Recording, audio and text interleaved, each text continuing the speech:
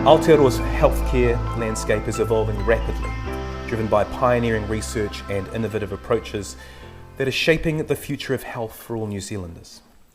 From tackling the growth burden of cancer to addressing health disparities in Māori and Pacific communities, today's discussion brings together leading experts at the forefront of these transformative changes.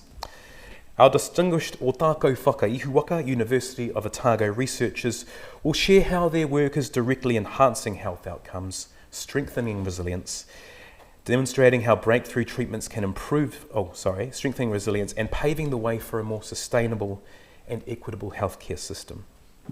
Professor Chris Jackson will explore the translation of cutting-edge cancer research into real-world solutions, demonstrating how breakthrough treatments can improve survival and quality of life for New Zealand patients. Professor Gemma Geoghegan will highlight the vital role of genomics in understanding infectious diseases, showing how advancements in viral evolution research can help us better prepare for future health threats. Dr. Megan Leask will delve into Indigenous genomics, illustrating how precision medicine can be harnessed to reduce health disparities for Māori and Pacific peoples and improve overall healthcare equity. Following these insightful presentations, our speakers will be joined by panellists Joseph Tyro and John Robson for a thought-provoking discussion. Joseph Tyro has dedicated over 30 years to social work, health and leadership roles. He currently serves as Principal Advisor for Health New Zealand, alongside his work as an adjunct lecturer, kai hautu Māori for Hohepa Canterbury, and consultant in the sector. He uriia no ngai tahu, te ati haunui a pāpārangi, me ra Ngāti Rangi anō hoki. We'll also hear from John Robson, who is the Managing Director of BioOrder Limited, a cell therapy company commercialising CAR T-cell immunotherapy in partnership with the Malahide Institute. With extensive experience in investment and innovation, he plays a key role in New Zealand's biotech and startup communities. These discussions set the stage for a dynamic exchange on how we can continue building a healthier and more sustainable Aotearoa, offering fresh perspectives and actionable ideas to transform our health system and improve lives across the country.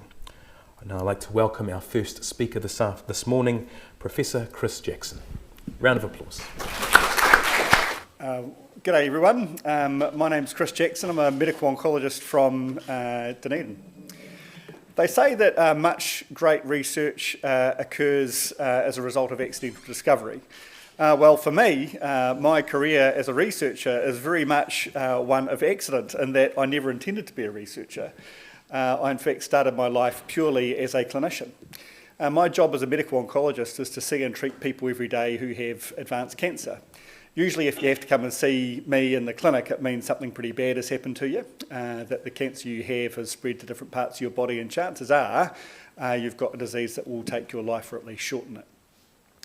I spent the first 15 years of my academic and professional career studying disease, learning about the cell cycle, learning about topoisomerase poisons, learning about immune therapies, learning about how best to sequence chemotherapy drugs and the structure of randomised controlled trials.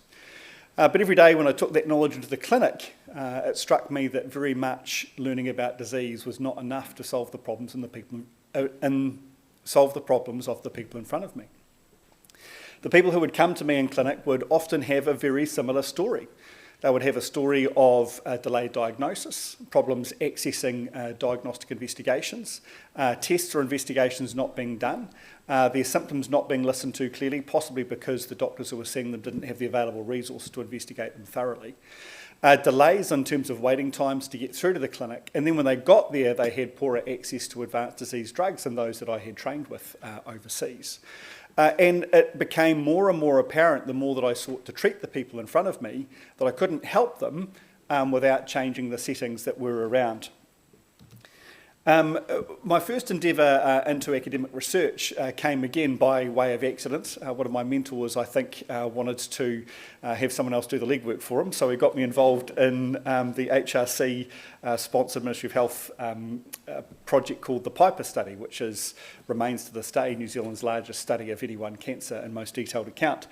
And what was clear was that our bowel cancer outcomes, which is the cancer I specialise in, we just weren't really doing as well as other countries were, and the outcomes that you had very much depended on where you lived. We were seeing vastly different outcomes in Auckland compared to Invercargill in terms of the types of journey that people had. And we hypothesised that this may be due to geographical inequality in terms of health systems quality, but also it may be due to rurality, and of course earlier research by Dysophaitian group suggested that of course there were ethnic inequalities embedded in the health system as well. We had the highest incidence of colorectal cancer worldwide. It was one of our top 2 cancers in terms of death rates, and we had worse survival than Australia.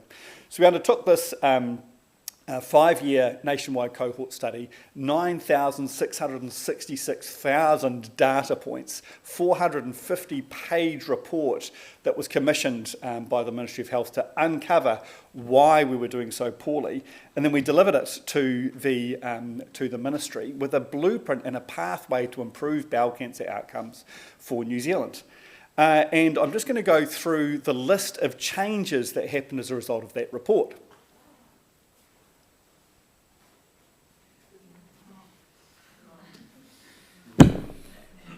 That's how much changed as a result.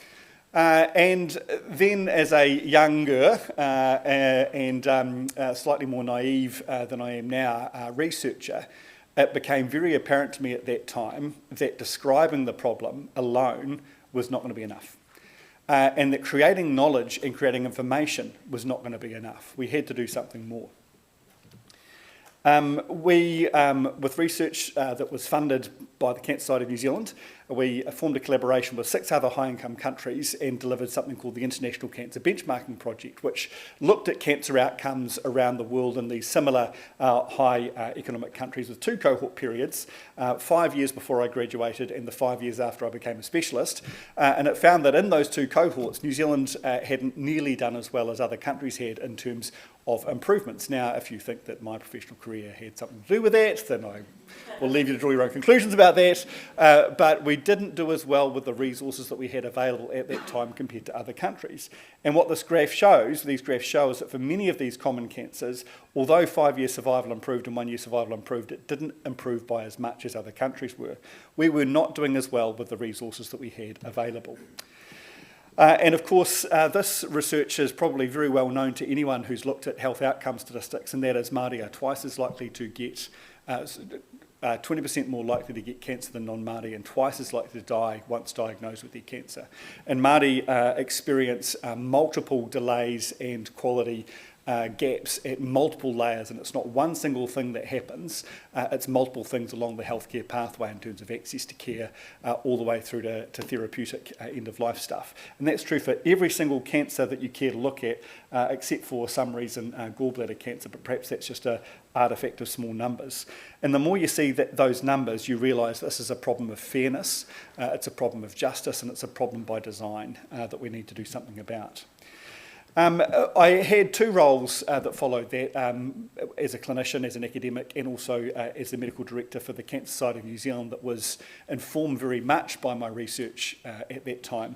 And we took a front-facing approach. We thought that instead of just describing the problem, we had to engage with the community to better share the extent of the problem and what we could do about that. So there's a period of time where I went on every TV channel that I could get my mug on, talked about anything at all I possibly could, including one morning how asparagus relates to breast cancer for some reason, and said yes to every possible interview, even when I knew nothing about the subject matter, and would often read about it in the taxi on the way to the television studio. But that was the start of our onslaught to try and not quite charm offensive, not quite make cancer great again, but certainly to engage the public with the problems that we were facing in New Zealand, to try and get people to engage with this problem.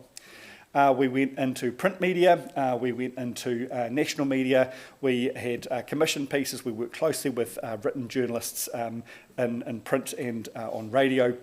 And we worked very closely with patient advocate groups who very bravely told their stories often at a time when they were ending the end of life and were giving up a lot of their own time at a very critical period of their lives. And then we decided to launch a conference called Cancer Care at a Crossroads, and a few months before that conference I met this guy, Blair Vining, a 38-year-old farmer who was busy fence posting one day, and he felt his calf tighten. And you know, if a farmer stops fence posting, there must be something pretty much wrong with him. And sure enough, he went to his hospital, and his local hospital, and they thought he might have a blood clot in his leg that had travelled off to his lungs. They did a scan of his lungs looking for a blood clot, and when they went down beyond his lungs, they found that his liver was riddled with tumour. They did a biopsy and they found that he had advanced and incurable bowel cancer, and he was on his way and didn't have long to live. They told him that he had maybe 2, possibly 3 months to live, given the extent of disease that he had, and that he would be seen by a specialist urgently. In actual fact, when he got home, he got a letter from the hospital saying that his wait time to see a specialist at the local hospital was 8 weeks. Now, Blair wasn't a smart guy, but he could do the maths. 2 months to live with an 8-week wait to see a specialist didn't seem like a very good equation to him. When I first met him and his wife Missy, they were pretty angry and felt pretty let down by the system. And I said, well, why don't you share your story with New Zealand at our conference?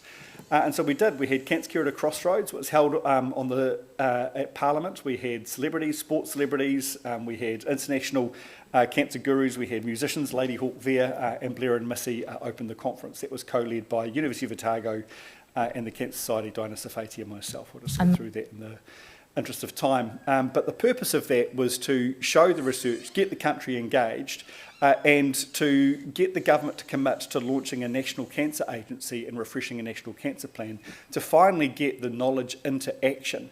And the way with which we achieved that was by engaging with the politicians and helping them understand that there was a problem that we could solve that was informed by research, and the solutions were there and available. And on Daffodil Day 2019, one of the most privileged days of my life, I sat next to Blair Vining as then Prime Minister Jacinda Ardern and Health Minister David Clark unveiled the launch of the National Cancer Agency, which alumni Professor Dinah Safety then went on and ran. The next time I spoke in public was 6 weeks later at Blair's funeral. Some of the achievements of the National Cancer Agency, which again have been informed by research which has been contributed to by the University of Otago researchers, is looking at this problem, which is access to cancer drugs. All too frequently now we see the story of youngsters who have an early diagnosis of cancer and face an extortionate bill for their cancer therapies. Advocates around the country saying we have a medicines crisis. And so we conducted a report looking at the absolute gap in terms of access to medicines in New Zealand compared to Australia. And we found that there were some modest gains that could be achieved if we had Australia's level of access. But importantly, it was about life extension.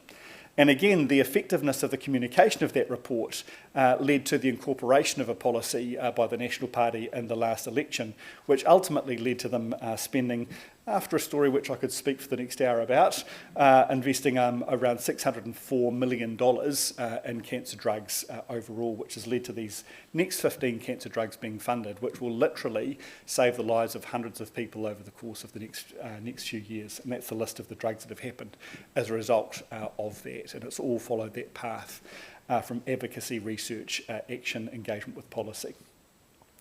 We now have some other problems, and they're good problems to have, and that is we have a country which has got a geographically dispersed population. That's my part of the world on the right there, and getting people to care remains a big problem. We want to have care closer to home, and we've got a health system which is burgeoning and struggling under the weight of what it's been expecting to achieve, and now we've just had all of these new cancer drugs dropped in as well.